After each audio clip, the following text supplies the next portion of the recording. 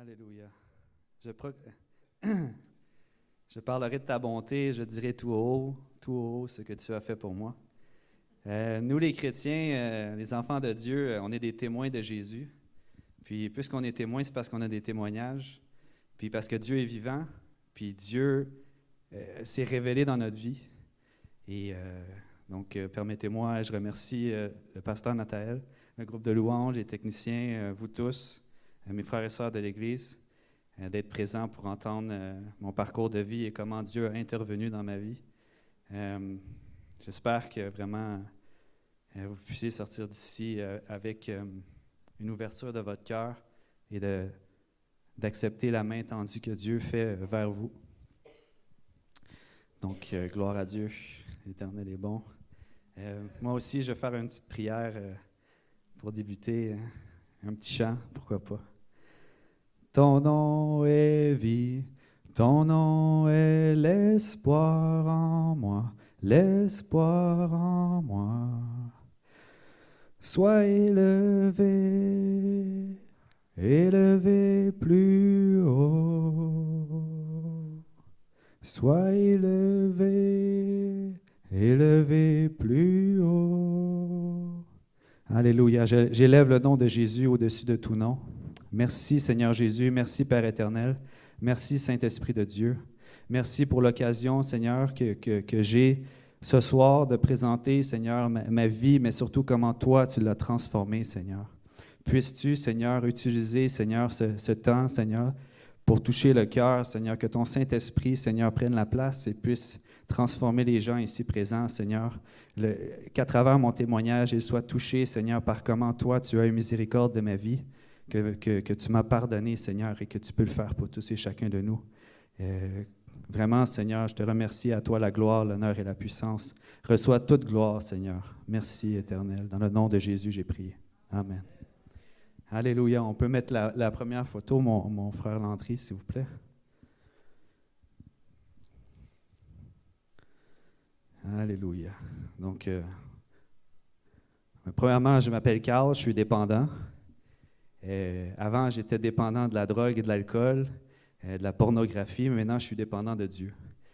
Il y a un jeune homme qui me posait des questions, qui était comme, si je lui disais, il ne faut pas mentir, puis de temps en temps, je retourne à un groupe de rencontres, tu sais, puis il dit, mais tu sais, tu dis que Dieu t'a libéré, fait que tu n'es plus dépendant.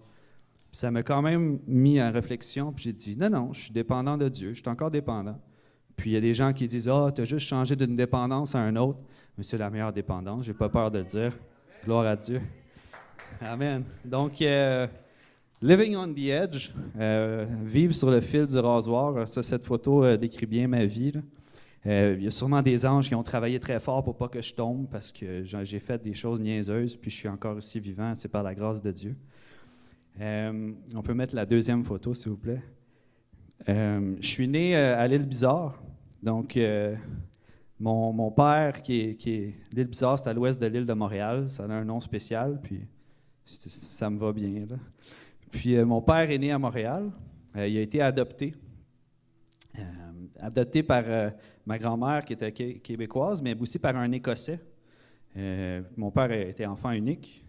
Et mon père nécessitait beaucoup d'opérations à sa naissance.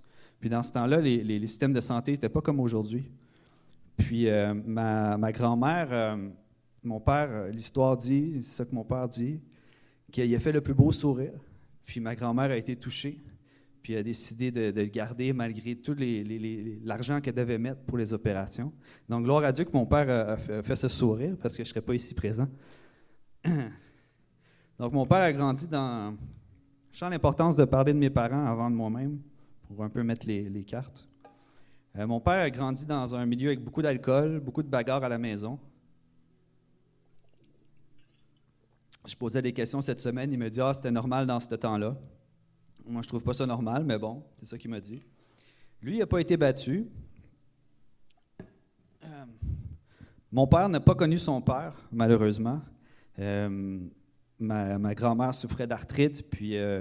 le monsieur James Turner a décidé qu'il voulait retourner aller en Angleterre, puis ma grand-mère ne voulait pas y aller parce que c'était trop humide. Donc, ma grand-mère est restée ici avec mon père. Et mon père n'a pas connu son père. Donc, sa mère était vraiment importante dans sa vie. Elle l'a adopté. Puis le meilleur ami de mon père, malheureusement, s'est suicidé dans son auto avec le monoxyde de carbone. Un autre ami, mon parrain, a fait une overdose de drogue puis il est décédé. Mon père travaillait, était peintre dans une usine, il fabriquait des meubles, des tables de conférence, des beaux meubles. J'avais travaillé là pendant un été. C'était une grosse usine, de A à Z. Il recevait le bois d'Afrique, puis il faisait vraiment du beau travail. Et mon père a perdu sa mère en 1993. Donc moi, j'avais 9 ans, je suis né en 84, et c'est là qu'il a commencé à boire. Donc moi, j'ai toujours connu mon père dans ces temps-là, tout le temps sous. Et donc, ma mère, elle est née à Newport, en Gaspésie, une famille de 9 enfants. Elle a connu mon père en Gaspésie, qu'est-ce qui allait là l'été. Ma mère a vécu dans un milieu qui avait beaucoup d'alcool, la violence à la maison. Ma mère a été battue énormément, ma grand-mère aussi, quand elle était jeune. Tellement qu'elle essayait d'être enceinte, puis ses trompes de Fallope étaient effoirées, c'est ça le terme qu'elle m'a mentionné. Puis à l'hôpital, ils ont demandé, est-ce que tu as eu un accident d'auto quand tu étais jeune? Puis là, elle a dit non, j'ai été battue, des coups de pied. Donc, elle a dû subir une opération. Puis, gloire à Dieu, ça a fonctionné. Elle a pu avoir 2 enfants, ma sœur, qui est 6 ans plus âgée que moi. Mon grand-père l'a forcé à lâcher l'école à l'âge de 16 ans. Et puis, il y a une parole, de temps en temps, je vais revenir à la Bible. Tu sais. On est chrétien, c'est notre guide. Dans Deutéronome 5:8, qui dit « L'Éternel punit les méchants de 3 à 4 générations, mais il bénit ceux qui suivent ses commandements à 1000 générations, les 1000 générations suivantes. » Donc, on voit le poids que l'Éternel, Dieu le Père, désire plus bénir que punir. Il veut bénir 1000 générations, mais c'est un Dieu juste, fait qu'il va aussi punir de 3 à 4 générations. Puis je crois qu'à cause de la méchanceté du cœur de l'homme qu'on m'a décrit, mon grand-père, moi je ne l'ai pas connu, on a eu une malédiction sur nous, notre famille. Puis j'ai 2 oncles qui se sont suicidés. J'ai un oncle qui est dépendant de la drogue. J'ai un oncle, et ça je vais revenir là-dessus plus tard, il a violé une fille, puis il a passé à la télé. Vous savez, il y a des viols qui arrivent à chaque jour, mais ça ne passe pas à la TV. Pour passer à la TV, il faut que ça soit quelque chose. Je ne vais même pas le mentionner, c'est épouvantable. Donc, mon grand-père barrait le frigo. Il ne voulait pas que les enfants en mangent. Puis, il était très violent. La meilleure amie de ma mère, qui était médecin, ma marraine, s'est suicidée avec une overdose. Ma mère était mère au foyer et femme de ménage également. Donc, mon enfance, moi, j'ai vécu dans un bungalow, dans une belle banlieue. Ma sœur aînée de 6 ans, elle aussi, elle prenait de la drogue. Gloire à Dieu que ça a juste été dans sa jeunesse. Mais moi, je la voyais avec ses amis, puis ils faisaient beaucoup la fête. Mes parents, ils prenaient beaucoup de la coke, de l'alcool, faisaient le party beaucoup. J'ai vu trop de choses rapidement quand j'étais jeune. Malheureusement, ma sœur et moi, on n'était pas proches pendant des longues années. Maintenant, gloire à Dieu, ça va mieux. Mes parents dépensaient beaucoup dans les loteries vidéo, dans ce qu'on appelle des machines. Puis, ironiquement, c'était dans un bar qui s'appelait Bar Le Gagnant. Puis, ils ont perdu beaucoup d'argent dans le Bar Le Gagnant. J'ai été exposé à des films porno trop jeunes, beaucoup trop jeunes. Il ne faudrait jamais être exposé à ça, mais dans mon cas, c'était trop jeune. J'ai été intimidé quand j'étais jeune. Par la suite, plus tard, moi-même, j'ai intimidé des jeunes au secondaire. Puis, ça c'est moi. Oui. J'ai commencé à travailler à 11 ans dans un golf. J'étais caddie, je traînais le sac. Puis mes amis aussi, c'était normal. Dans ce temps-là, nous autres, on travaillait. Puis j'ai tout le temps travaillé. J'avais des bons amis qui avaient la plupart des beaux milieux familiaux. Tu sais, moi, j'étais pas mal l'exception extrême dans ce coin-là. Je sais que dans d'autres quartiers de la ville, c'était plus commun, mais dans mon coin, c'était élevé. Puis, où est-ce que j'ai grandi, il y avait beaucoup de forêts. Fait que on faisait des cabanes, des feux. J'étais souvent dans le bois, j'aimais ça. Puis moi, j'étais très doué à l'école. Mon secondaire, je suis allé dans ce qu'on appelait le PEI, le Programme d'études internationales. Fait que j'étais entouré de jeunes brillants. Là, puis tu sais, Dieu m'a montré très jeune, au secondaire, qu'est-ce que je devais faire. Mais nous autres, ils poussaient aller à l'université, les DEP, c'était pas bon. Voici un livre, ils nous ont donné un livre, ils l'ont presque garoché. Puis c'était 500 pages. Puis 500 pages, c'était juste énorme. Puis tous les métiers de DEP, Puis tout le monde regardait vite. Puis moi, je suis tombé 3 fois dans ce gros livre-là sur élagage. Puis élagage, je ne sais pas si vous savez c'est quoi, mais c'est mon métier maintenant. C'est émondeur. Puis je tombais là-dessus, puis je dis, pourquoi je tombe tout le temps là-dessus? C'est quoi ça, élagage? Puis ça m'a marqué, maintenant, à y revoir, c'est Dieu qui a dit ça, c'est qu'est-ce que tu vas être. Puis c'est ça que je suis devenu, mais ça a pris du temps. Couper des arbres, tailler des arbres, grimper dans les arbres, moi, j'aime ça monter, j'aime l'adrénaline. Puis, mais tu sais, je ne le cherchais pas aux bonnes places. Je le cherchais même à commencer à faire le party, boire de l'alcool à 15 ans. Pas de potes avant 18 ans. Puis j'avais été dans 2-3 raves. Dans ce temps-là, ça existait encore. Tu achetais un billet, tu ne savais pas c'était où, tu appelais avant, puis le soir même, c'est là. Puis j'avais fait un peu de speed. Puis très vite, j'ai réalisé que j'avais des problèmes de dépendance, pas avec la drogue, là. C'était plus les jeux vidéo. Tu sais, le Nintendo 64. Je me réveillais la nuit pour jouer. Puis là, j'ai dit non, c'est pas normal. Là. Fait que par moi-même, j'avais déjà réalisé ça, j'avais arrêté ça. Quand j'ai eu mon permis, j'allais au casino tout seul. Je jouais à roulette, puis je dis là, ça fait pas de sens, ça. Fait que j'ai arrêté ça. Mais tu sais, au moins, dans ce temps-là, je voyais vraiment, t'es susceptible aux dépendances, mais ça n'a pas allumé de lumière, tu sais. Puis, je m'entraînais beaucoup, tu sais. Éventuellement, tu sais, je tripais, là, on allait au gym avec mes amis, 6 fois, c'était débile, 6 fois par semaine, 2 fois par jour, c'est pas une farce. Ça. Puis, on était forts, là, puis quand on prenait du poids, on était contents, tu sais, puis ça, c'était comme une nouvelle dépendance. Mais le problème là-dedans, là, c'est que j'haïssais mon père. Moi, je m'entraînais parce que je pensais que j'allais peut-être courtiser des femmes ou être séduisant pour elles, mais aussi parce que j'espérais que mon père me frappe pour pouvoir vraiment lui sacrer une volée. Puis, j'avais beaucoup de haine, énormément de haine. Mon père était tout le temps sous, je m'engueulais tout le temps avec, tout le temps. Et j'ai eu une phase vandaliste, je pétais plein d'affaires, je pétais des affaires, je volais, je mentais. Et mon père, je me rappelle, des fois, fallait que je le force à se lever pour aller travailler le matin. Il ne voulait pas aller travailler. Puis, tu sais, c'était le seul salaire de la maison. Fait que c'était vraiment frustrant. T'sais. Puis, j'avais vraiment tellement de haine contre mon père. Je me faisais des scénarios dans ma tête qui mouraient. Là, vraiment, je le détestais. Là. Puis, la photo numéro 3, s'il vous plaît, mon frère. Alléluia. Je suis allé au cégep. J'ai fini mon cégep en administration. Après, je ne savais pas ce que je voulais faire dans la vie. Je suis allé à l'université, j'ai lâché ça vite pour faire des films. J'avais vraiment une bonne imagination. Puis, l'autre photo d'avant, s'il vous plaît.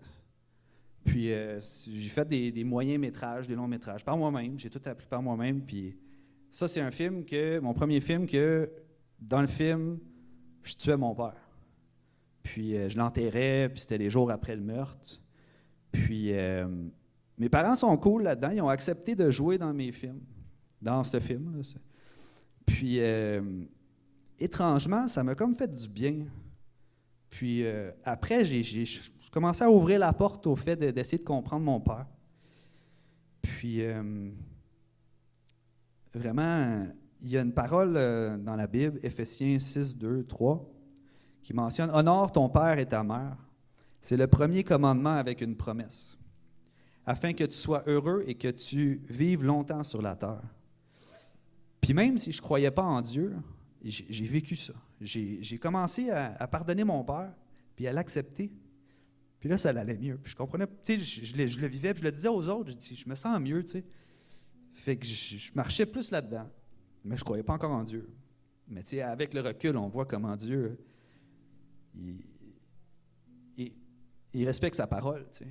Voici, il y a une promesse, si tu honores ton Père, tu vas être heureux. Donc, la photo 4, s'il vous plaît. Donc, avec mes amis, on faisait, c'est mes amis d'enfance, on faisait ce que les jeunes faisaient dans ce temps-là, ceux qui n'étaient pas chrétiens. On buvait de l'alcool, on se saoulait, puis on espérait coucher avec des femmes. Puis, c'est ça, comme ça qu'on vivait, puis c'était comme ce que le monde, la société était normal. Puis, pendant ce temps-là, c'est ça, on faisait, la fin de semaine. Puis, mes parents, pendant ce temps-là, ils se sont séparés. À cause de l'alcoolisme de mon père, des menaces qu'il faisait à ma mère, il devenait de plus en plus agressif. Puis là, je vivais tout seul avec lui. Ma mère était partie en Gaspésie. Puis après, ma mère avait vraiment essayé. Elle allait avec des groupes Al-Anon, je pense que ça s'appelle. C'est des groupes pour femmes vivant avec un alcoolique. Puis elle a vraiment été patiente. Elle a essayé longtemps là, pour que mon père change. Puis, à un certain temps, elle avait peur pour sa sécurité, puis qu'elle est partie. Puis, moi, je suis resté avec mon père. Puis, mon père, vraiment, il commençait malheureusement à avoir le délirium tremens. Là, il commençait à délirer, là, dire des choses. Je veux comme partir vivre dans le bois en Gaspésie, la chasse. Tu chasses même pas, tu connais pas. Fait que, puis, on commençait vraiment, là, ça allait plus, on s'engueulait. Puis là, je dis, moi, je m'en vais d'ici. Je devais avoir 20 ans, 21 ans. Puis, ah non, oh, ça c'est une grosse chose. Excuse-moi, j'ai écrit parce que je veux pas oublier rien. Puis c'est la première fois que je fais mon témoignage. Fait que pardonnez-moi si vous me voyez lire. Là. Moi, je voulais de l'adrénaline. Je voulais me sentir vivant. Dieu le savait, Dieu m'a créé. Il a dit, toi, tu vas grimper des arbres, puis tu vas aller abattre des arbres, puis tu es prêt, là. Tu es faite pour aller avoir de l'adrénaline. Mais moi, non. Moi, je me suis ramassé avec du monde, puis je suis allé au Panama. Puis même pas pour l'argent. Oui, je voulais de l'argent, là, mais j'ai fait ce que on faisait. J'ai importé 1 kilo de coke. Je l'ai ingéré. C'était des capsules peut-être gros comme le doigt. Puis 70 capsules que tu prends. Plus, j'avais, je pense, une bobette. Puis je l'ai vraiment fait pour le thrill. C'était pas pour l'argent. Puis, une semaine, j'avais 7 capsules encore en dedans de mon ventre. Puis, si ça s'ouvre, on meurt. Là. Puis, par la suite, dans ma vie, j'ai compris que j'étais allergique à la cocaïne. J'étais allé 2 fois à l'hôpital. Puis, j'en ai fait 4 fois. Je n'ai pas appris la 3e, 4e. C'est 2 fois à l'hôpital. Mais non, peut-être ça va être correct cette fois-là. C'est peut-être une autre sorte, peut-être coupé différemment. Non. 4 fois. 2 fois à l'hôpital. Puis, mais gloire à Dieu, je pense que le Seigneur m'a protégé en me rendant allergique à ça parce que et peut-être ça, je n'aurais pas été capable de passer à travers. Tu sais, Dieu, des fois, il nous permet pas des choses qui sont plus haut que nos forces. Puis là, peut-être ça n'aurait pas fait en sorte que je sois capable. Fait que, gloire à Dieu, j'étais allergique à la cocaïne. Fait que j'avais fait ça. Puis, je suis pas fier. Puis, j'ai quitté l'appartement. Je suis allé vivre en ville. Puis, j'ai commencé à travailler de nuit comme serveur dans un restaurant. Puis, je me suis fait des nouveaux amis. Je ne voyais plus mes amis d'enfance. Eux, ils n'étaient pas dans la drogue. Là, ça fumait, ouais. Ça fumait du pot, ça buvait, mais ça faisait rien d'autre. Puis là, mes nouveaux amis, moi, ben là on fêtait fort. Puis là, je pouvais être gelé aussi au travail. Puis c'était vraiment malsain comme endroit. Là. Le monde me typait avec de la drogue. Je servais toutes sortes de monde qu'on imagine dans la vie de nuit. Des pimps, des danseuses, des escortes, des drag queens, des danseurs nus, name it, là. C'était vraiment du monde qui fêtait tout le temps. C'était le monde de la nuit, là, vraiment. Là. Puis, je finissais à 5 heures le matin. Puis, tout de suite, j'allais dans des after hours ou dans des bars. Et vraiment, tout le temps.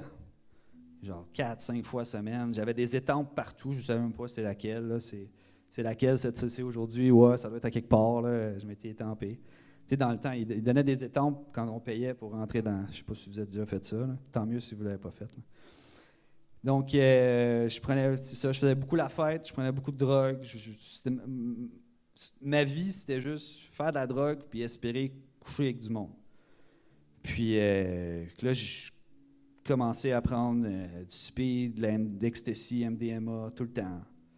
Tu sais, il y a du monde qui me voyait, j'ai les yeux bleus, puis des fois, après longtemps qu'ils me connaissent, ils disent « Ah, tes yeux bleus! » J'ai les yeux tout le temps ultra dilatés, là. Les yeux devaient être noirs. Là. Puis, c'était malsain. Puis, j'ai même été drogué. La première fois que j'ai pris du GHB, c'était pas volontairement. Enfin, ce que j'en déduis, là, c'est quelqu'un m'avait mis du GHB dans mon verre. Puis, supposément, je parlais avec une fille, puis il y avait des gars avec elle. Peut-être qu'ils voulaient se débarrasser de moi, je sais pas. Bon, on m'a retrouvé wipé, comme on dit, ou pass-out, comme inconscient dans la toilette. Mes amis m'ont retrouvé à côté du bouncer, à l'extérieur, puis ils demandaient aux gens qui passaient si tu es votre ami, si tu es votre ami, si tu es votre ami. Puis moi, j'étais là en train de baver, je sais pas quel j'avais de l'air, mais ça devait pas être chic.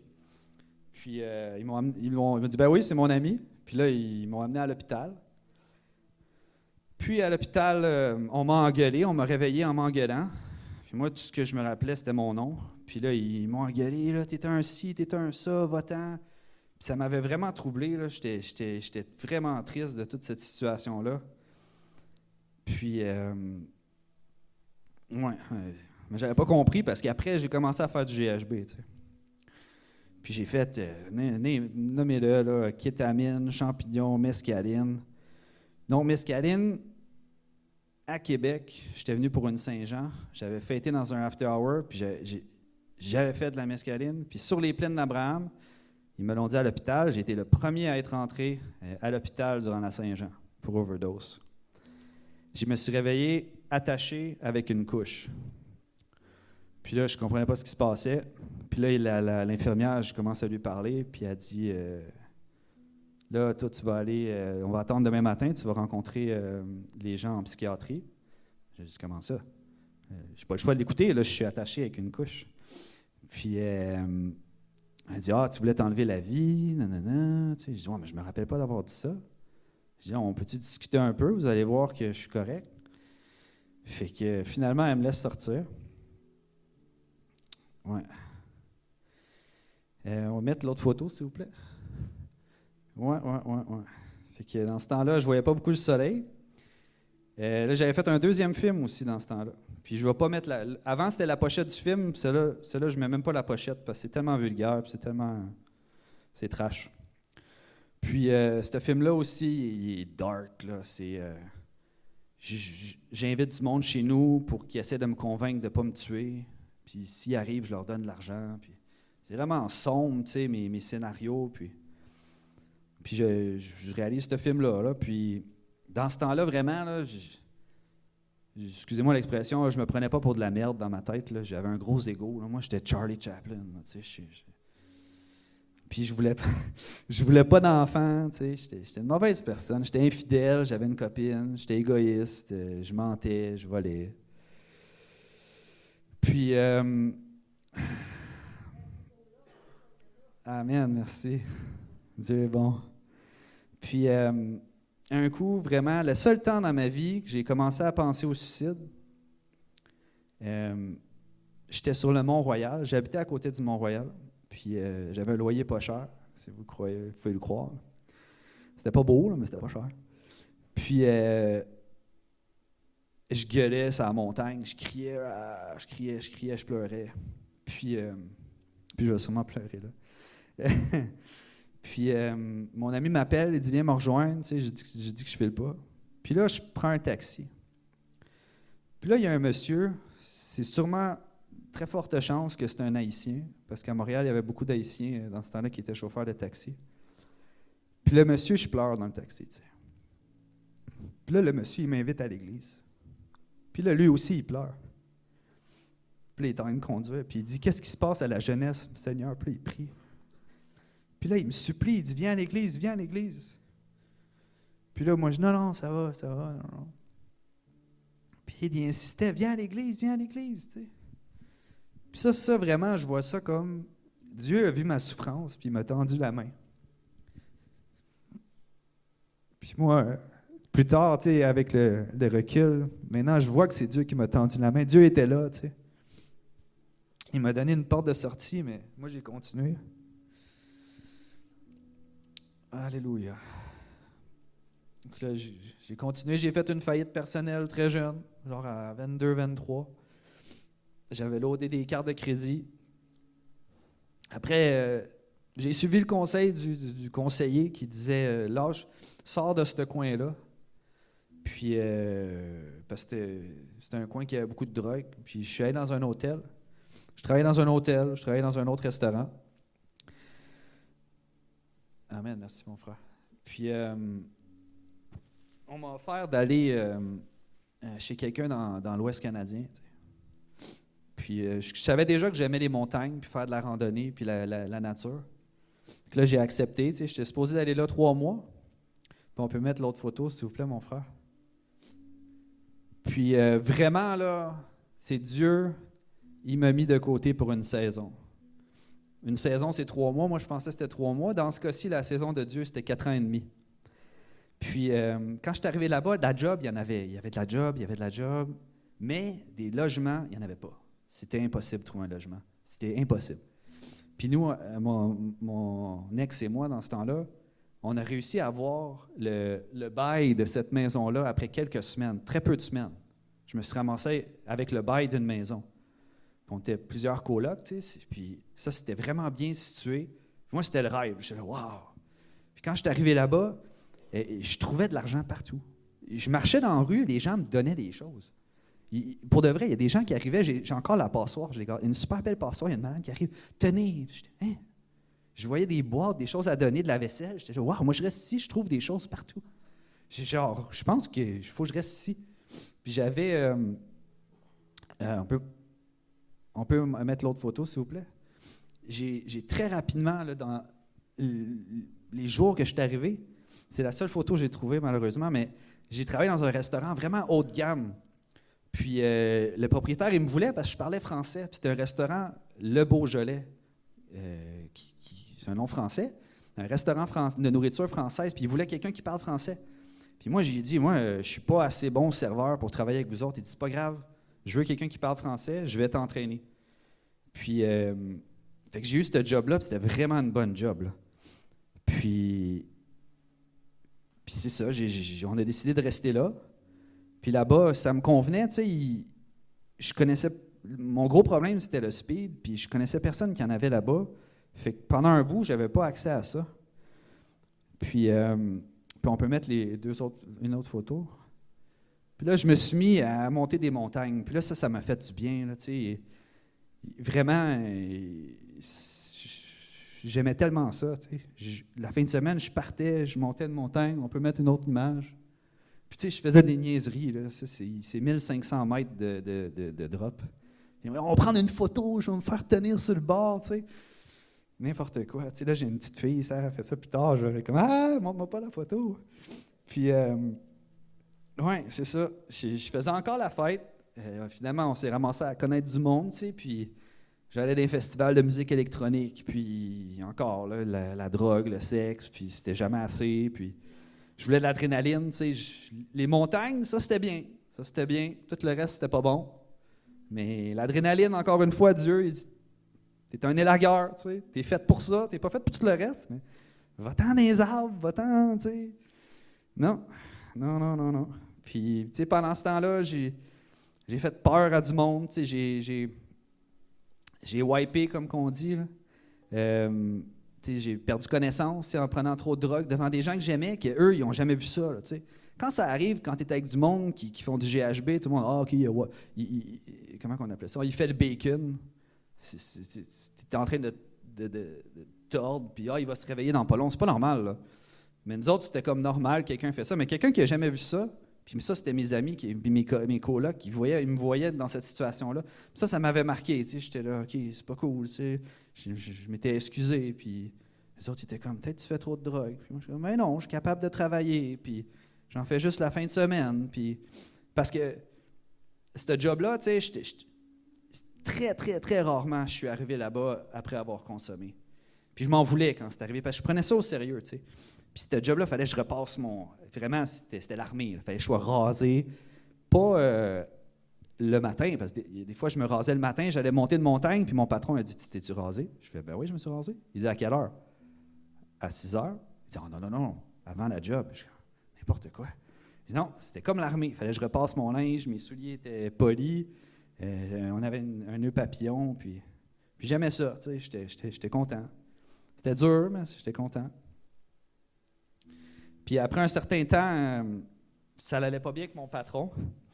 Puis j'ai toffé 2 ans et demi là-bas. La plupart du monde m'avait dit qu'il toffait 1 an avec cet homme-là. Parce que lui, il était dur, mais il traitait comme de la famille. Je l'aimais, ce gars-là. Mais j'étais là, c'est assez, on s'engueule. Tu sais. Puis lui aussi, il était d'accord avec ça. Fait que il m'a renvoyé.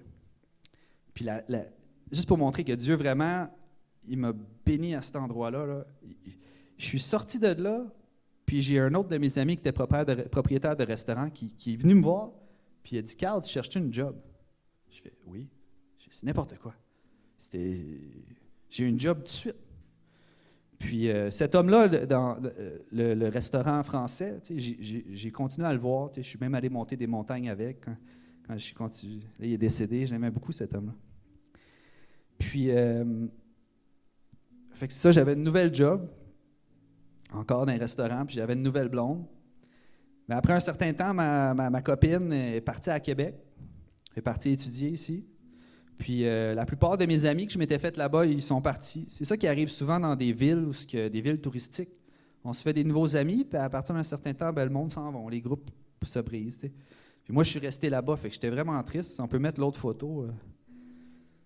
Mais ça, c'est moi dans les festivals de musique. Là. J'avais n'importe quoi. J'avais un champignon jaune derrière la tête. C'est pas de quoi. Puis on peut mettre l'autre photo. Ouais, là, je suis triste. T'sais. J'étais au sommet des montagnes, au sommet du monde, mais là, je le sais que je suis triste. Je file pas. Là. Mes amis sont partis, là, puis ça va pas bien. Même si je fais ce que j'aime, je suis dans les montagnes, il y a un vide en moi. Là, même si j'ai une bonne job, puis j'ai une copine, je vais aller rejoindre à Québec. Puis vraiment, la prochaine photo, s'il vous plaît. Dieu est incroyable. Mon ami d'enfance, il était en Écosse. Puis il voulait revenir à Montréal, mais il est allé voir les billets pour aller en Alberta, puis il a trouvé un billet à 1 €. Puis là, il m'a appelé, il a dit « Carl, je m'en viens monter des montagnes avec toi. » J'ai trouvé un billet d'avion à 1 €. Là, je fais « Hein? » J'ai dit « Philippe, tu viens tellement au bon moment de ma vie, ça file pas, là. Je file pas bien. Là. Puis là, il était là, je dis « Wow! » Je capotais, c'est incroyable. Puis, on peut mettre l'autre photo, s'il vous plaît. Ça, c'était mon 3e film que j'avais fait là-bas. Ça, c'était moins vulgaire. Non, c'était très vulgaire, mais c'était moins dark. C'était moins noir. Il n'y avait pas de suicide, des affaires de même. C'était une comédie. Fait que déjà là, on voyait que mon inspiration allait un peu mieux. T'sais. Puis c'était une guerre fictive entre Australiens et Québécois qui montaient des montagnes. T'sais. Puis le titre, c'est il est où, elle moche, puis pourquoi on n'en fait pas, pour vous dire comment j'en faisais. T'sais. Puis en anglais, c'est les mushrooms eat humans to get high. Les champignons mangent les humains pour se geler. Ouais. Dieu est miséricordieux, vraiment. Puis là, je pars de l'Ouest, j'arrive à Québec. Puis je viens rejoindre ma copine. Ça, c'était en 2012, tu sais. Puis là, je suis encore dans un resto, tu sais, puis je fais de la drogue la fin de semaine. Puis là, mon ex, elle tombe enceinte. Puis moi, je voulais le garder. Puis elle ne voulait pas le garder. Parce qu'elle ne voyait pas un bon père en moi. Puis elle avait raison. Tu sais, j'étais infidèle, j'étais égoïste, je prenais de la drogue, de l'alcool, tu sais. Puis, tu sais, j'ai demandé à Dieu de la pardonner. Puis j'ai pris le blâme de ça. Je n'étais pas une bonne personne. J'étais vraiment pas... je peux pas avoir j'étais pas un modèle de père. Là, tu sais. Puis, On va prendre l'autre photo, s'il vous plaît. Alléluia. Ça, c'est mon métier, là. Ouais. Puis, on voulait faire un projet de ferme, tu sais. Son père avait une ferme, puis moi, j'ai dit, je vais travailler dans les arbres, ça va être complémentaire. T'sais. Fait que j'ai fait mon cours. J'aimais vraiment ça, élagage. Puis, je travaillais beaucoup en même temps, tu sais. Je prenais de la drogue. Là, des fois, je travaillais sur la drogue. Je faisais pas ça avant. Puis, tu sais, je me rappelle, j'étais proche d'un burn-out. Je me rappelle, je conduisais, puis je pleurais. Mais pourquoi je pleure? Je suis même pas triste, tu sais. Qu'est-ce qui se passe? J'étais vraiment proche, j'étais à bout, là. Puis, je finis mon cours. Puis, quand je finis mon stage, mon ex, elle s'en va. Elle me laisse. Puis, moi, je pensais que j'étais au meilleur de ma relation. J'étais tellement pas là. Puis, je me demande, je reste à Québec? Est-ce que je m'en vais? Je viens pas de Québec. T'sais. Je dis, j'aime ça ici, je vais rester. T'sais. Puis là, je continue. Je travaille dans mon domaine, j'aime ça. Je fais encore la fête la fin de semaine. Puis, tu sais, j'étais quand même un ninja, comment dire. Il y a plein de gens qui ont dit, ah ouais, toi, tu fais de la drogue. Ah ouais, ça paraissait pas. Pourtant, ouf, j'en ai fait beaucoup, tu sais. Puis là, on parlait d'investissement tantôt. Là. Puis là, j'avais investi très tôt dans les cryptos, les devises électroniques. Là. Puis là, j'avais fait beaucoup d'argent. Puis là, j'étais tout seul. Puis là, j'avais plus de limites financières. Puis ça, c'était pas bon. Là, vraiment, ça a commencé. Là, la semaine, je ne consommais pas de drogue. La fin de semaine, j'étais à l'extrême. L'extrême. J'ai ecstasy, assez de kétamine pour endormir un cheval, du GHB. C'était épouvantable. Puis je finissais tout le temps ça. Écoute, je suis là pour dire la vérité, dans un salon de masseuse. Même si je fréquentais du monde ou je couchais avec d'autres, des gens pas payés, t'as jamais assez. T'as tout le temps besoin de plus. Puis c'était comme ça chaque fin de semaine. Je me défonçais, là, je me détruisais. Là, c'était vraiment intense. Ça. Puis, on peut mettre l'autre photo, ça. Puis là, je suis allé, j'avais des sous, fait que je me suis acheté des skis hors-piste. C'est un truc que je voulais faire dans ma vie, tu sais. Puis j'étais allé dans l'Ouest, j'étais allé faire du ski hors-piste, puis c'était malade. Là. J'étais avec mes amis que je connaissais là-bas. On peut mettre l'autre photo, s'il vous plaît. Puis j'étais tellement heureux là, d'être là-bas, tu sais, de faire du ski hors-piste, mais en même temps, c'était mon anniversaire, puis j'ai fait la fête.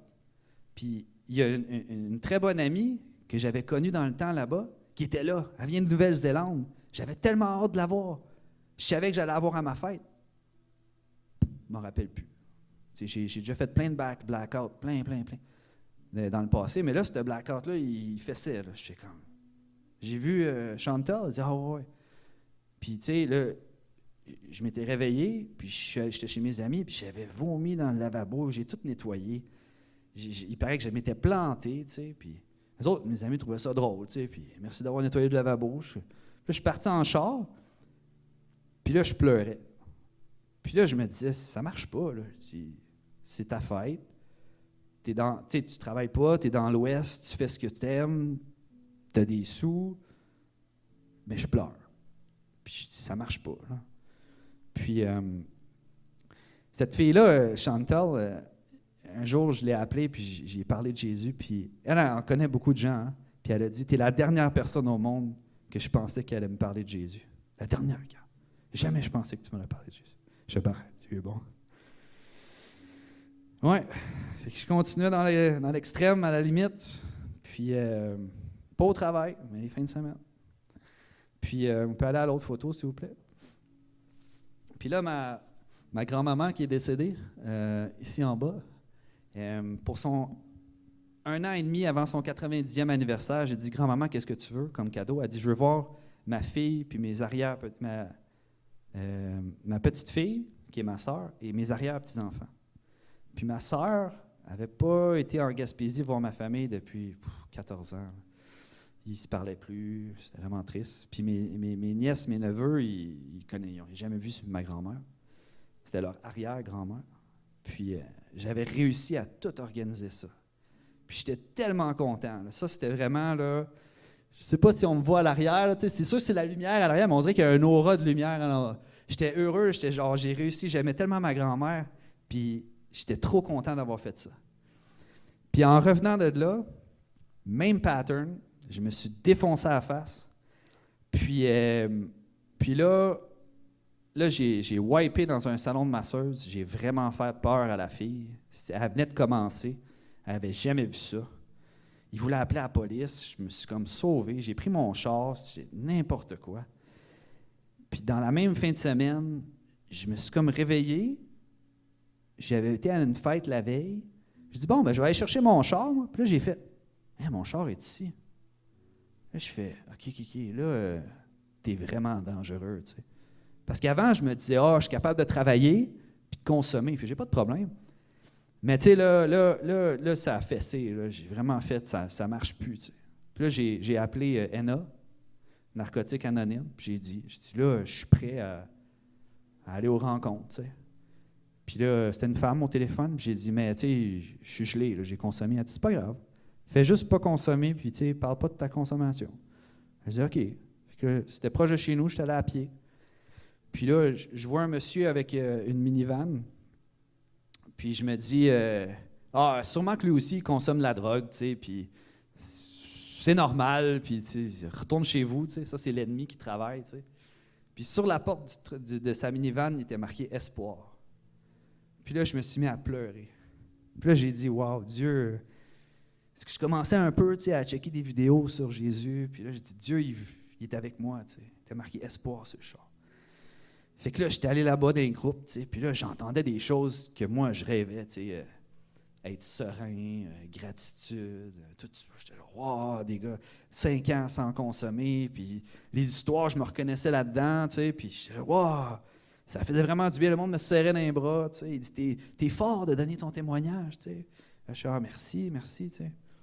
Puis, moi, dans ma tête, c'était comme, je veux juste arrêter les drogues dures. Ben, drogues dures. Tu sais, l'ecstasy, speed, tout ça. Là. Je vais arrêter ça, mais je vais encore boire et fumer du pot. T'sais. Fait que j'avais arrêté tout ce qui n'est pas pot puis alcool. J'étais là, wow, ça va bien. Puis là, j'allais de moins en moins aux rencontres. Ben, je me disais, ça va, ça fait 3 mois que je ne consomme plus de. Mais là, après, je me suis mis à consommer bien plus d'alcool, bien plus de pot. Ben, pas pot, mais surtout d'alcool. Puis là, ça commençait à être dans. Là, je buvais à chaque jour. Fait que là, ça avait un impact à mon travail. Là. Ça commençait à être dangereux. Mon travail est très dangereux, il faut que je sois réveillé. Là. Puis, vraiment, ça commençait à être dangereux, tu sais. Puis, je faisais une thérapie par téléphone, tu sais, parce que c'était la COVID. Puis, ça m'aidait, mais, tu sais, pendant ce temps-là, j'ai eu 2 décès, 2 amis qui sont suicidés. Puis, un de mes amis, il buvait du Jameson. Fait que quand il est mort, je m'étais dit, je vais aller acheter une bouteille de Jameson. Puis, je suis arrivé à la SAQ. Je voulais juste acheter une petite bouteille. Il y avait tout, sauf le Jameson, c'était vide. Puis j'étais là. C'est spécial, ça. Mais tu sais, c'était Dieu qui il voulait m'aider, je pense. T'sais. Mais moi, tu sais, pas encore convaincu, j'ai acheté une grosse bouteille, tu sais, parce que j'ai pas encore compris, tu sais. C'est ça. Mais, ouais, ça m'avait fait vraiment de la peine d'avoir perdu mes 2 amis. Puis, j'ai rencontré mon pasteur quand j'allais acheter du vin. Je ne sais pas quand, c'est dans ce temps-là, c'est confus. Puis, je le voyais, je récoltais les fruits d'un arbre qui était devant notre ancien local. Puis, il sort. Puis, je dis, vous qui demeurez ici, sachez, vous pouvez manger les fruits de cet arbre. Puis ça, c'est biblique, qu'est-ce que j'ai dit. Moi, je ne savais pas, j'étais théâtral comme personne. Puis, il dit, tu sais que c'est une église ici? Je fais, non. Puis, il dit, tu devrais venir ici. Puis, il m'a serré dans ses bras, puis il a dit, je t'aime. Puis, j'ai dit, je vais venir ici, je cherche une église. Mais j'avais été acheter une Bible, puis j'avais demandé des recommandations d'église à la sœur à la librairie chrétienne. Mais Dieu m'a envoyé à cette église-là. Tu sais. Puis, ouais, fait que c'est. On peut aller à l'autre page, s'il vous plaît. Puis. Ouais. Amen. C'est mon épouse, Nathalie. Je l'ai rencontrée sur Tinder. Eh oui. Puis moi, je voulais une femme plus jeune. Fait que j'avais mis 1 an de plus, tu sais, dans mon range. Puis finalement, elle est plus âgée. Tu sais, c'est drôle. Ouais. Fait que Nathalie, elle a cru en moi, tu sais. Elle n'est pas chrétienne. Pas pour l'instant. On prie pour elle. Je suis convaincu que le Seigneur va toucher son cœur. Puis tu sais, elle m'a vu genre dans l'alcool, puis elle a décidé de rester. Tu sais, elle a vraiment pensé quitter, mais elle a cru en moi, puis elle a décidé de rester. Puis ça m'a touché. Ça m'a vraiment touché. Puis avec elle, j'ai fait 1 mois sans alcool. Puis ça faisait longtemps que je voulais aller à l'église. Tu sais, le pasteur m'avait invité. Je dis, je vais aller à cette église-là. Puis ça faisait des années, je le répétais, je vais aller à l'église, je vais aller à l'église. Puis chaque dimanche matin, je me réveillais avec un mal de tête. Je dis, ah non, la semaine prochaine. Mais là, j'étais sobre. Puis je dis, bon, je vais aller à l'église. Puis ça venait de réouvrir. On avait le droit à 10 personnes. Puis moi, je savais que c'était dimanche 10 heures. J'arrive là-bas.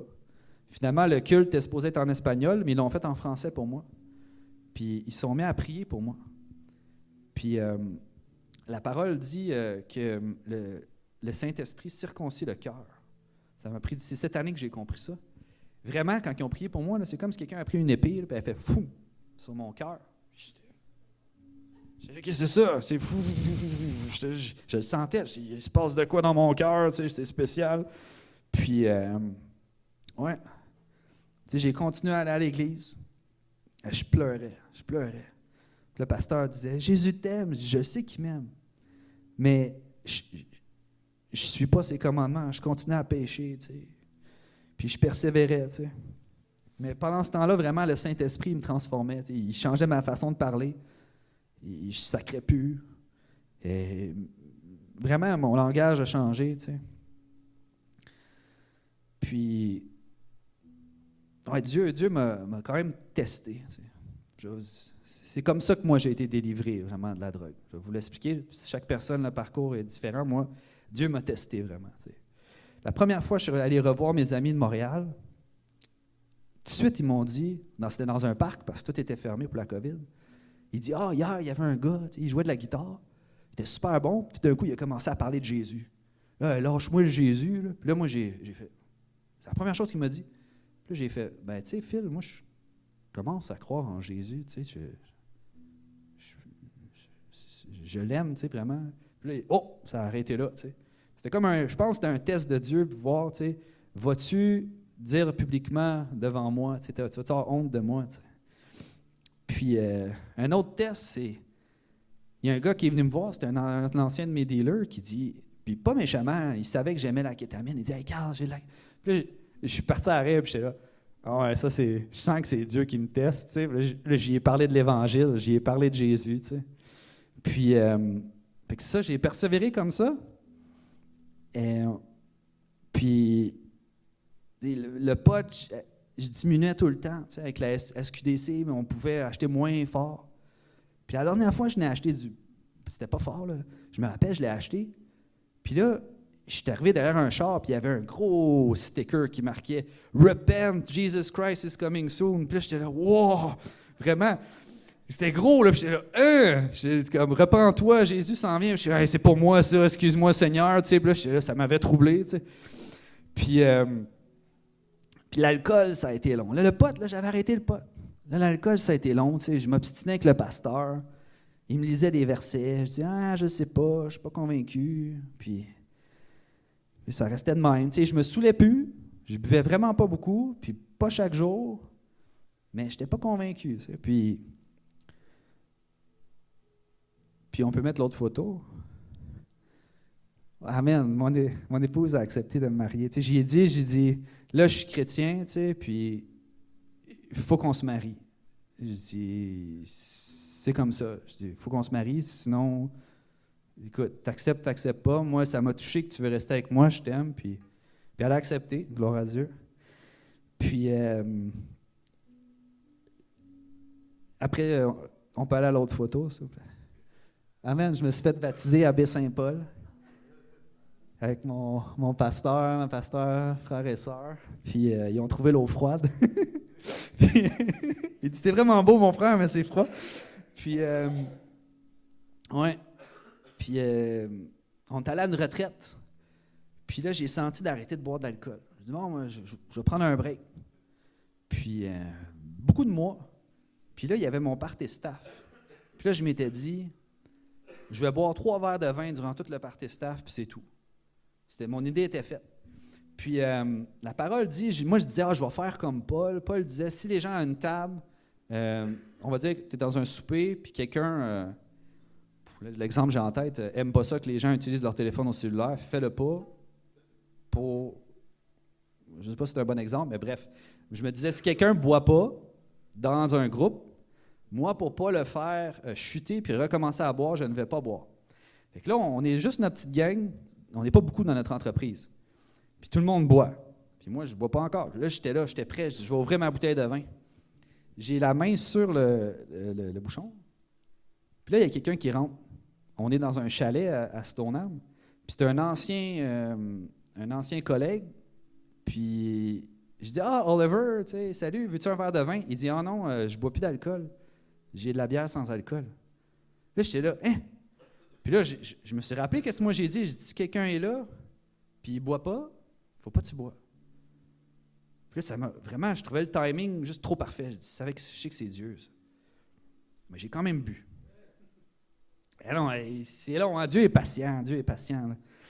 Puis, éventuellement, je vois mes amis d'enfance, puis mon ami à Montréal, puis son fils, il dit, je suis tanné que mon père boit, il sent l'alcool. Puis mon ami, il dit, je vais faire 1 an sans alcool pour mon fils. Puis moi, j'ai entendu ça, je me suis levé, puis j'ai serré la main, je dis, moi, je fais ça avec toi aussi. Puis c'était en 2023. Puis après 1 mois, puis chose extraordinaire, là, c'était pas voulu, mais mon père, j'avais jamais connu sobre de ma vie, avait arrêté de boire la même journée que moi. Il a bu depuis 1993. Là. Il a arrêté de boire en même temps que moi. Puis, je l'ai vu 5 mois et demi plus tard, pour la première fois sobre de ma vie. Je pleurais de joie. Habituellement, je suis triste. Quand je vois mon père, je pars, je suis triste. C'est triste. J'aimerais ça qu'il ne soit pas comme ça. Mais là, il était bien. J'étais là, wow! Puis, après 1 mois, dans mon cas, Dieu m'a libéré. Je l'ai senti, là, vraiment, là, fou! Gloire à Dieu, vraiment. Puis, la parole dit, si le Fils vous affranchit, vous serez réellement libre. Puis, j'étais réellement libre. Là. Je le savais, je dis, j'ai plus le goût de boire. Je fumais plus de pot, je prenais plus de grosses drogues. Puis, c'était l'alcool. Là, je dis, j'ai plus le goût de boire. Et je suis sûr, là, tout le monde est comme, hey, ça doit être dur, hein? Je fais, non, c'est pas dur. Je suis libre. Je suis libre. Je sais. Là, je disais aux gens, c'est Jésus. Les gens disent, ben non, c'est ta volonté. Je fais, non. Moi, je sais qui je suis. 50, 100 fois par jour, je pensais, qu'est-ce que je vais consommer, quand est-ce que je vais l'acheter, qu'est-ce que je vais consommer à soir. C'est tout le temps ça, tout le temps le même pattern. Qu'est-ce que je vais consommer. Dans ma journée de travail, pendant que je travaille, qu'est-ce que je vais boire à soir, il ne faut pas que j'oublie d'arrêter d'acheter de l'alcool. Puis là, pouf, c'est parti. Ça, vraiment, là, si vous voulez vraiment être libre, c'est seulement en Jésus-Christ. La parole dit, il brise les chaînes.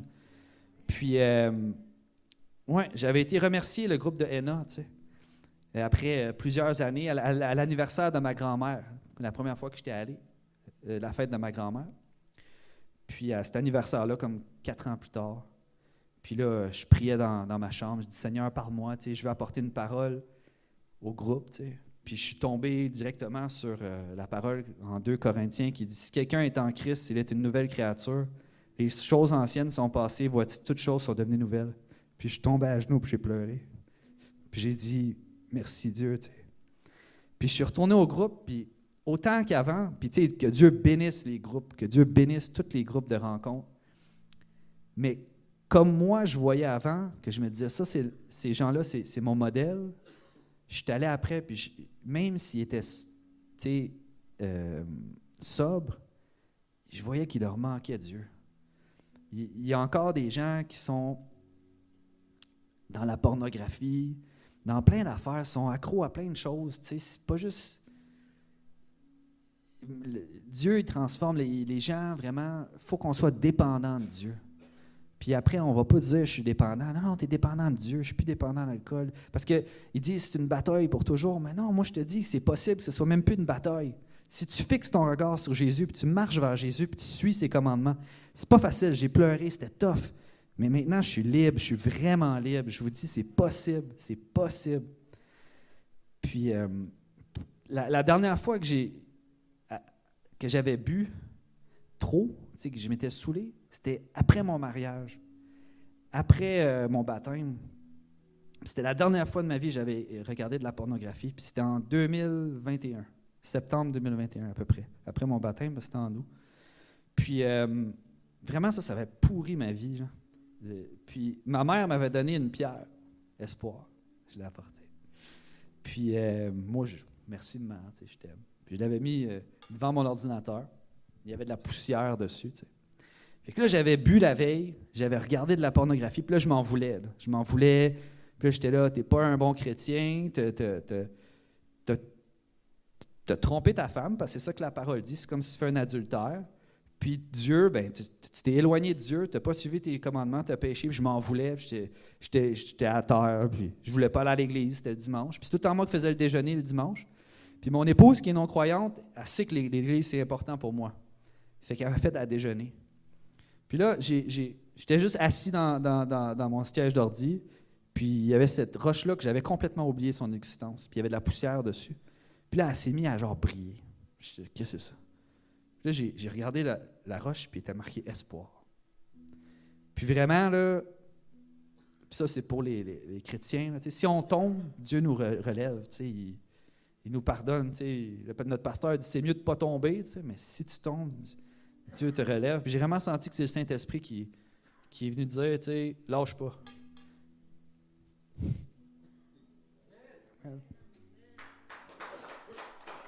Ouais. Puis, avant, Dieu est bon. Puis, de différentes façons, je peux-tu continuer encore un peu, mon frère? Ah. Écoute, je vais vous donner un témoignage qui est vraiment la fondation de ma foi. Puis, j'étais commencé à penser à Dieu dans ce temps-là. Je regardais des vidéos, puis il y a un gars qui disait « Appelle à Dieu, puis il va répondre, tu sais, puis il cogne à la porte. » C'est ça que la parole dit, il va ouvrir. Puis là, moi, j'étais à mon travail à l'île d'Orléans, puis il y avait le soleil caché derrière les nuages. Puis là, c'était ma pause, puis j'ai regardé le soleil derrière les nuages, puis j'ai dit « Je veux voir Jésus. Je veux voir Jésus, je veux voir Jésus, je veux voir Jésus derrière les nuages. » Puis là, j'y croyais fort, je veux voir Jésus, je veux voir Jésus. Il n'est rien arrivé. Les jours suivants, moi, j'allais toujours jongler dans un parc. Puis, parc à côté de chez nous. Puis je me tenais tout le temps à la même place du parc. Il y avait comme une percée, je pouvais voir les montagnes. Je vais jongler là la nuit avec des balles qui illuminent dans le noir. Puis j'y retourne 2 jours plus tard. Je vais encore jongler 2 jours. Puis je traverse le parc en jonglant. Puis il y a un monsieur que je connais pas qui dit « Hey, viens ici. » Je suis « OK. » Il dit « Je t'ai filmé puis j'ai pris des photos. Est-ce que tu veux voir? » Je dis « Ah ouais, vas-y. » Puis là, il me montre ça. Je dis « Ah, merci, c'est cool. » Puis il dit « J'ai le goût de te dire de quoi, mais tu vas penser que je suis bizarre. » Puis là, je fais « Fais-toi-en pas. Je suis spécial, moi aussi. Je ne vais pas te juger. » Il dit « Ah non. » Je dis « Hey, vas-y, tu ne peux pas faire ça. » Il dit « T'as-tu vu le ciel vendredi? » Je fais « Ouais. » Il dit « Moi, j'étais là-bas dans le coin. » Je dis « Ah, c'est bizarre, je suis tout le temps dans ce coin-là en train de jongler. » Il dit « Ouais, j'étais dans ce coin-là. » Il dit « Ah, je te le dirai pas. » Je dis « Vas-y. » Il dit « J'ai vu Dieu dans le ciel. » Là, je fais « Quoi? J'ai vu Dieu dans le ciel. » Il dit « Ouais. Veux-tu voir des photos? » Puis tu sais, les photos, ça avait vraiment l'air d'un genre d'ange, puis un monsieur avec une barbe, avec une croix, puis un ado, tu sais. Puis il dit « Tu vois-tu ce que je vois? » Je fais « Oui. » Mais sais-tu quoi, moi, ce qui me touche le plus, c'est que j'ai demandé de voir Dieu dans le ciel cette semaine. Puis là, toi, t'es dans le coin où je me tiens tout le temps, puis t'as vu Dieu dans le ciel. Il dit « Ouais, j'avais demandé un signe. » Je dis « Ben, moi aussi, j'ai demandé un signe. » Puis là, ça a vraiment, ça m'avait marqué. J'ai dit « OK, Dieu, c'est impossible. Ça, c'est Dieu qui me parle. » Ça, c'était un des vraiment piliers de genre « OK, ça se peut pas. » Alors qu'il y en a plein, là, mais tu sais, celle-là, j'étais genre « Wow! » Personne ne me parlait de Jésus, là, personne. Là, mais là, lui, il arrive, puis c'est ça. Il y a d'autres choses exceptionnelles. La prochaine photo, mon frère. le matin, j'avais une nouvelle job. C'est au Château Frontenac, gloire à Dieu. Puis je commençais une nouvelle job, je déneige là, les toitures. Puis j'ai prié le matin, parce que je priais pas beaucoup. Puis j'ai dit, Seigneur, si tu veux que je prie, donne-moi un signe. La même journée, on est allé sur la tour centrale, en haut du Château Frontenac. C'est 18 étages. On ne va jamais là. Jamais. Moi, c'était ma 2e journée, je travaillais. 3e. Tout le monde, toute la journée, m'ont dit, t'es vraiment chanceux, toi? Je dis, il y a du monde, ça fait des années qu'ils travaillent avec nous autres, ils ne sont jamais allés. Je dis, moi, je disais, ouais, je sais, c'est pourquoi j'ai prié Dieu. Puis là, il y en a qui riaient, tu sais, mais moi, je savais dans mon cœur, je dis, non, ça n'a pas de sens. Tout le monde me dit que t'es chanceux, c'est spécial, Puis Dieu confirme. C'est l'autre photo, s'il te plaît, mon frère. Je suis retourné une 2e fois. Ça, c'est impossible, là. C'est impossible. Le monde, il attend des années avant d'y aller. Tu peux mettre l'autre photo, s'il te plaît, mon frère. Je pense que j'avais doublé, ouais. C'est cool, là. J'ai pas peur des hauteurs, mais là, j'étais un peu impressionné. J'étais comme, ouais, on sort 18 étages, puis là, c'est impressionnant, ça drop, là, fou. C'est trippant. Alléluia. Ouais. Des témoignages. J'avais peur de prier à haute voix. Puis Dieu fait bien les choses, tu sais. Moi, je cours en jonglant. Puis je prenais tout le temps le même chemin. Puis un coup, je me suis dit, bon, je vais prendre un autre chemin. Je vois une fille étendue, inconsciente à terre. Je dis, aïe, il y a plein de monde autour d'elle. Puis là, je ne sais pas ce qui se passe, moi. OK. Là, je vois son ami qui dit, reste avec nous, va-t'en pas, pars pas. Fait que là, je me suis mis à genoux et j'ai prié à haute voix. Puis je pleurais pour la fille. Puis tu sais, j'étais pas capable de pleurer, de prier à haute voix, mais là, j'ai prié à haute voix. Puis gloire à Dieu, tu sais, la fille s'est réveillée, puis là, il y avait les ambulances, puis j'étais là, wow, OK. Puis je continue ma course, tu sais. Puis je suis retourné après, puis son ami est venu me voir, il m'a vu, je suis facile à repérer, je cours en jonglant. Il dit, ta prière n'a pas été en vain, tu sais, mon ami va bien, là, elle est partie à l'hôpital. Je suis genre, wow. Puis après ça, j'avais plus de gêne, j'étais capable de prier. Puis on a des frères et sœurs à l'église qui sont arrivés en même temps que moi à l'église. Puis eux, ce même temps-là, je pense que c'est le lundi soir de prière, ils m'ont dit la même chose. Ils disent, mon frère, il est arrivé quelque chose à la prière, puis je suis capable de prier, on dirait que ça va mieux. Puis j'étais, aïe, Dieu, il pourvoit, tu sais. Gloire à Dieu, tu sais. Puis un autre petit, après une retraite avec notre église, j'ai un frère Yves qui... Ma compagnie, dans ce temps-là, était sous-traitante pour sa compagnie. Puis on ne s'était jamais vus, mais je travaillais souvent pour la compagnie pour laquelle il travaille en aménagement paysager. Puis là, ça a tombé, cette journée-là, j'étais tout seul. Je ne suis jamais tout seul. Là, je suis une équipe tout seul, moi, avec une essoucheuse. Puis là, j'ai un contrat pour cette compagnie-là. Puis c'est sur la rue Christian, chrétien. C'est spécial. Puis, bam, je vois mon frère Yves. On revient de la retraite, tu sais, une fin de semaine qu'on parlait de Dieu, on priait Dieu, puis j'ai vu mon frère, puis j'étais là. Je fais, mon frère, wow, on s'est jamais vu, on se voit sur la rue chrétien, tu sais, c'est wow, tu sais. On a plein de témoignages des chrétiens. Dieu est vivant, là. Puis, voilà la prochaine photo, s'il vous plaît. Alléluia. C'est ma petite Noélie. Gloire à Dieu, elle a 7 mois. Vous savez, mon épouse,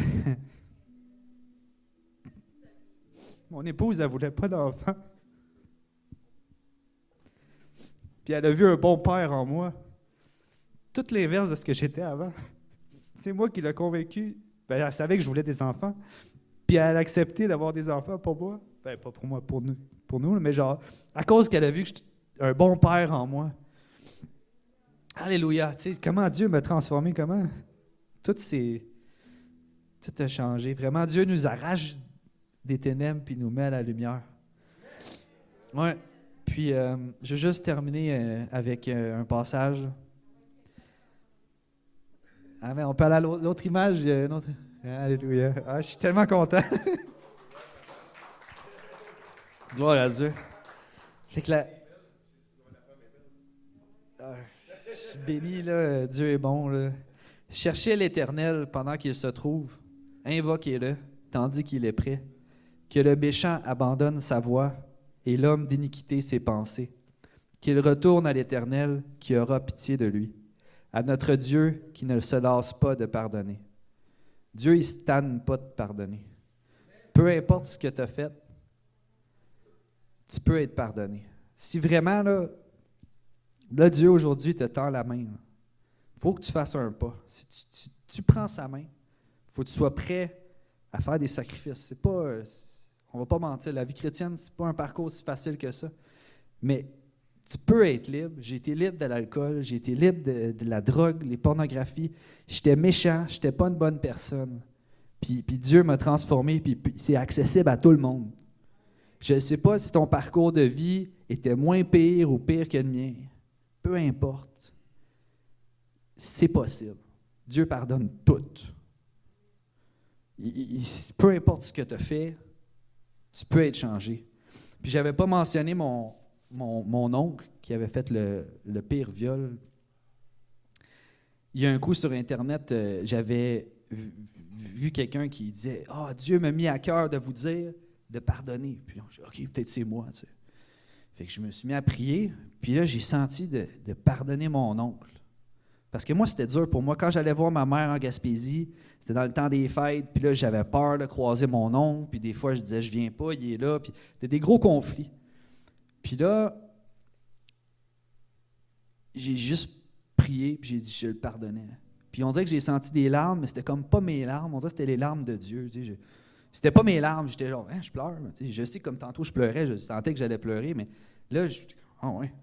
Puis vraiment, tu sais, c'est terrible ce que mon oncle a fait. Tu sais. Puis, si un jour j'ai l'occasion, je vais lui partager l'Évangile. Puis, Dieu dit que c'est pas à nous de nous venger, c'est à lui la vengeance. On n'est pas des êtres de vengeance. Il faut pardonner.